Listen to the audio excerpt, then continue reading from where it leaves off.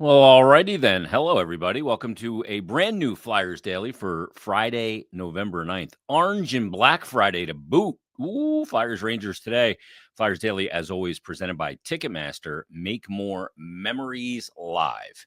As I record this, it's actually still Thanksgiving. Or since this is a hockey audience and one that is consumed literally all over the globe, which is incredibly humbling. Happy American Thanksgiving if you celebrate.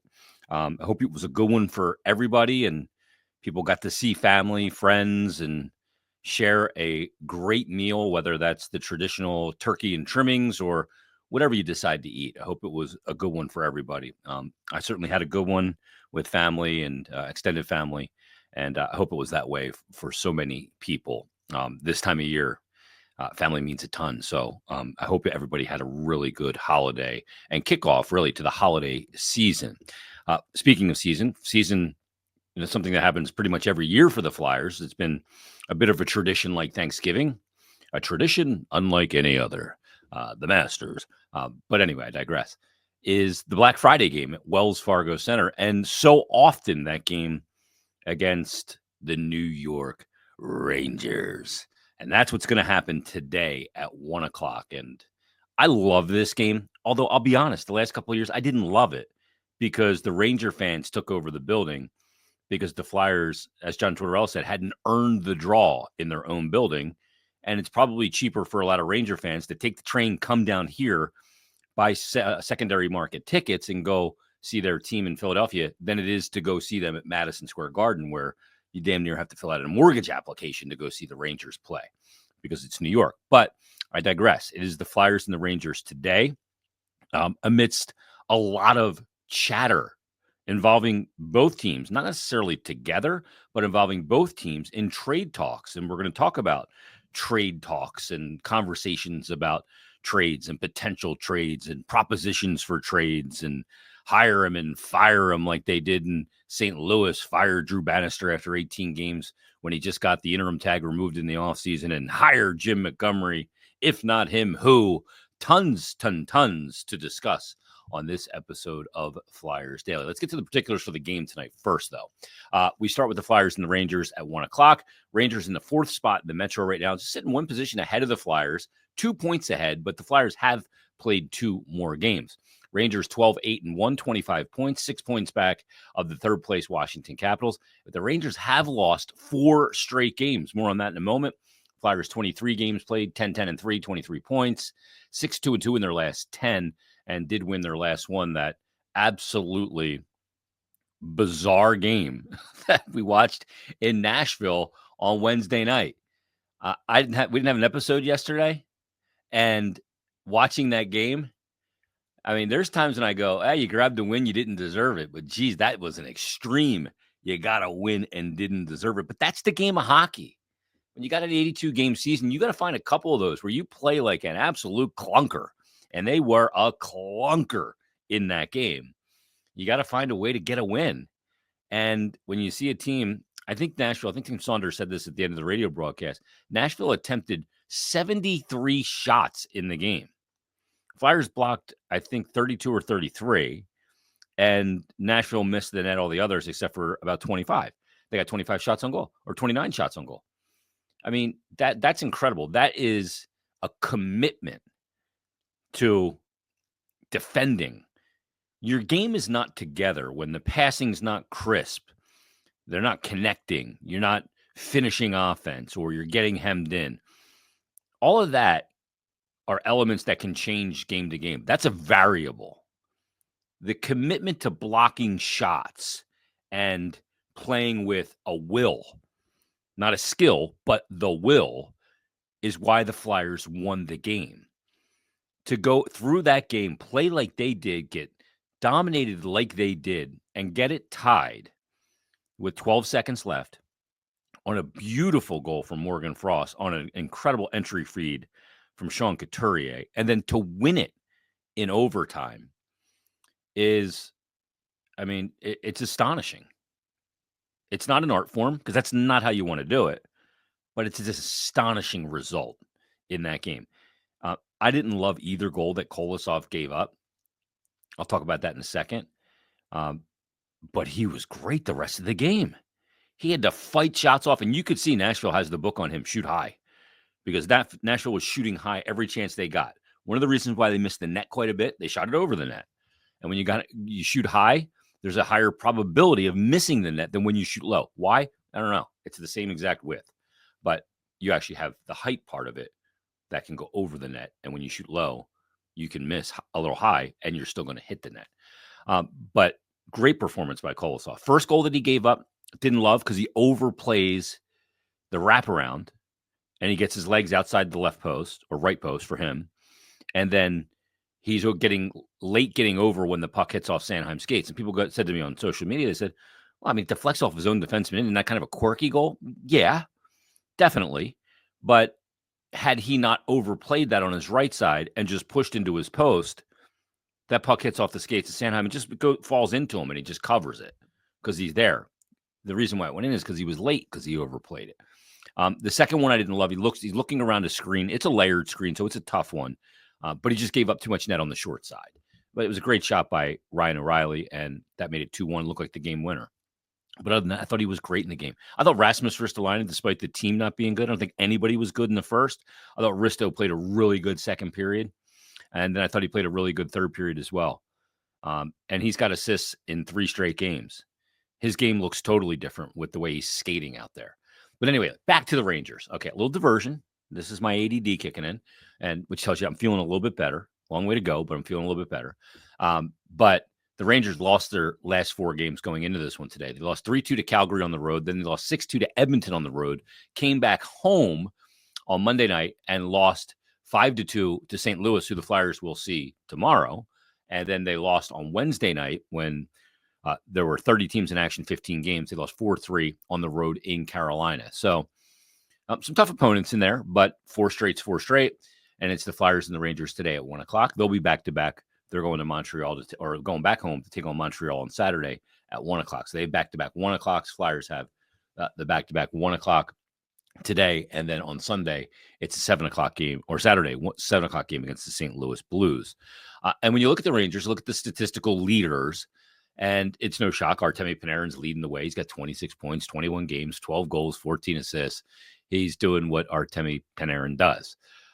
Then you look all the way down, though. Like Lafreniere is the 4th in scoring. He's got 16 points in 21 games, 8-8. Zibanejad, only 4 goals so far this season. And you look all the way down there, and you see Chris Kreider at 19 games in. He's got 9 goals, no assists. 3 of the goals come on the power play. And there's all these trade rumors now coming out of New York. We know about the Jacob Trouba ones. They've been out there for a while. For a team that's trying to win now, I don't understand that. And then they say, well, trade Chris Kreider, the 33-year-old who's scored about an average of about 41 goals over the last 3 seasons, each season. And you got Adam Fox still, and you got Alex Lafreniere.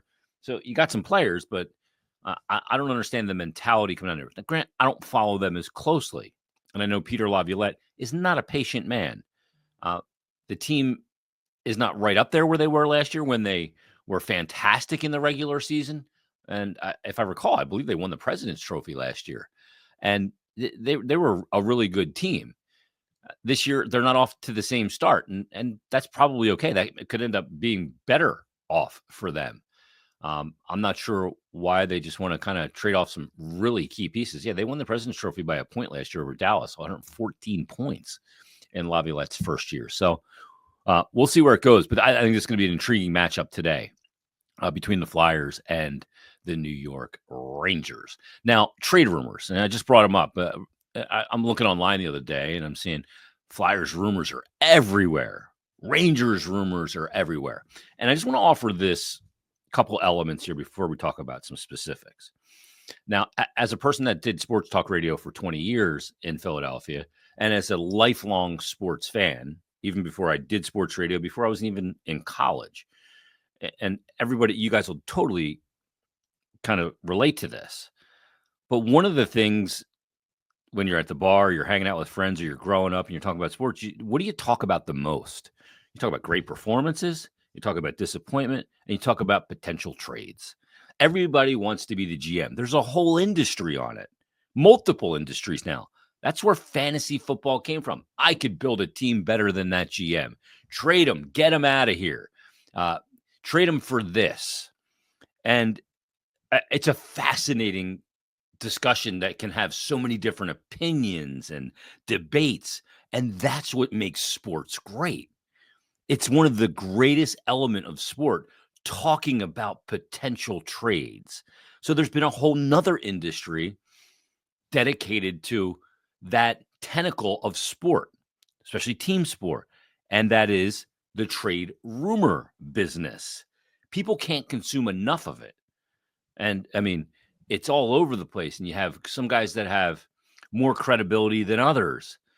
But if they're reporting something that you want to be true, you're more likely to give it credibility than you are if they're saying something that you disagree with.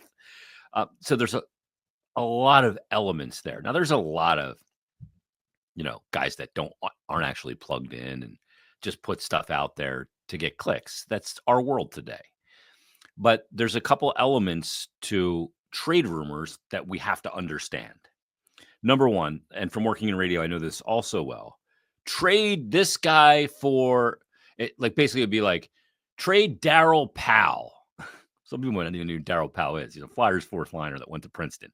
Trade Darryl Powell and get me Sergei Fedorov or something like that, like completely unrealistic. And, sometimes people want to put out their garbage on the side of the road and have another team come pick it up and leave a couple of gold bullion there for you.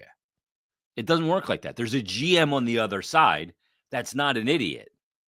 That's not going to come in and just trade you something they have that's really valuable and take away something you have that you don't like. That's the one thing. And that's the one thing that bothered me in Sports Talk Radio was people calling up with these just ludicrous trade scenarios. I mean, it became to a point where it was like, what are we doing here? No other GM's going to do that. Like, let's get into the realm of realistic. So when we see trade rumors, though, we also have to consider this, that a big part of trade rumors is information for the credible guys. But that information comes tagged with an agenda. Why did that information get out? Why is Morgan Frost's name out there? Because he struggled? Sure. But when people say, well, it's this team's looking at Morgan, well, why did the information that Team X is looking at Morgan Frost? Or when it comes to David Jiricek of the Columbus Blue Jackets organization, why are the teams that are attached to him being reported? Who's giving that information? Is it the Columbus Blue Jackets? That wouldn't make sense to me. Is it David Jiricek's agent? Perhaps. Is it one of those other teams that's rumored to be attached, whether that's the Flyers or Chicago or whoever? Or is it another team that's trying to attach those teams to drive up the price because they want a team that they compete with to spend more in a trade acquisition to hinder them further? So you got to look at all these things. There's an agenda with the information. So the information is not pure. It is not pure as the driven snow, as Rick James once said. It is tainted because it has an agenda. So you have to consider that part of it. And you have to look at everything when it comes to potential trades. And I love talking about trades, and I love the hypotheticals. And, you see trades that at the time you go, oh, that's a bad trade. When the Flyers traded for Eric Desjardins and this kind of throw into that trade named John LeClair with the Montreal Canadiens when they sent Mark Recchi there. And you look at that trade and you go, that didn't look like much at the time, but look at the difference that trade made for almost 2 decades. A number one right side defenseman, stud in Eric Desjardins, and John LeClair, who was an absolute beast for the Flyers. And at the time, it didn't look like a great deal. You just traded, I think, a year after his season where he set the Flyers franchise record in points in a season, Recchi, he got moved for that package. But that's part of the deal. Now, as I look through Frank Saravalli from Daily Faceoff, his trade targets list, and he had the top 20. In the top 10 are 3 Philadelphia Flyers. the first guy on the list at number 1 is David Jiricek from the Columbus Blue Jackets, then Marcus Pettersson with the Pittsburgh Penguins. But number 3 was Morgan Frost, who we talked about. Who are the teams that could potentially be interested in Frost? I know that Chicago's name has been out there, maybe Toronto, where he's from, and with Austin Matthews out, and we'll see where it goes. Number 4 on his list, so Frost is 3. Number 4 is Rasmus Ristolainen, 2 years remaining on his contract, $5.1 million AAV. Is he a guy that garners a good return? But he's number 4 on Frank's trade list. Former Flyer Ivan Provorov is actually number 5. And he's a pending UFA and in the last year of his deal. Then, as I mentioned, Jacob Trouba, number 6, 30-year-old defenseman. Joel Farabee is the 3rd Flyer in the top 10. And I've had a lot of people mention to me Farabee's name. And I say be very, very careful with Joel Farabee in a trade scenario. Because, A, he's a left winger, and they don't have a lot of left wingers. They have a lot of right wingers. So if I'm going to trade, I'd rather trade from a position of depth or redundancy than a position that does not have it. So, and I think that Farabee's a dangerous player to trade because I think he could pop even further. Now, is he off to a great statistical start this year? No. 3 goals, 5 assists, 8 points in 22 games. But I think he's a player that when he has the right center on his line can give you 58, 62 points. He was on the way to doing that last year until final 25 games where he and everybody else on the team couldn't do anything offensively. Was that a Joel Farabee problem? Was that a team problem? It affected everybody. I don't know. I'd be careful about moving Joel Farabee. So 3 Flyers in the top 10. It's pretty astounding. And then you see other names. You see at number 10, Trevor Zegras, and I know he gets talked about with the Flyers a lot. You look at a guy like Trent Frederick, who I would be interested in. He's a UFA after the year in Boston, but you got to be able to extend him. And then you look at number 20, a guy that we'll see today, in Chris Kreider, who's got 19 games played, 9 goals, no assists this year, 2 years remaining at $6.5 million. I don't know what team makes that trade for a Chris Kreider, but I thought that was interesting. So you always got to remember that part, that there's an agenda attached to any of those trade things that kind of get out there.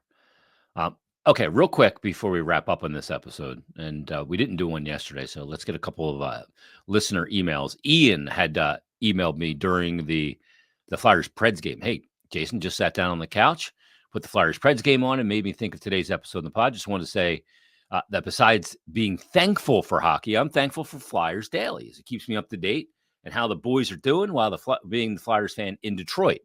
He said, I really appreciate all the insight on the show. I'm sorry to hear that you're dealing with some health issues, but I hope you feel better ASAP, my friend. Hope you and your family have a great Thanksgiving. Hopefully we get 4 points in the next 2 games. Let's make it 6, since we already got 2 in the game against Nashville. How about 2 against the Rags and then 2 against St. Louis?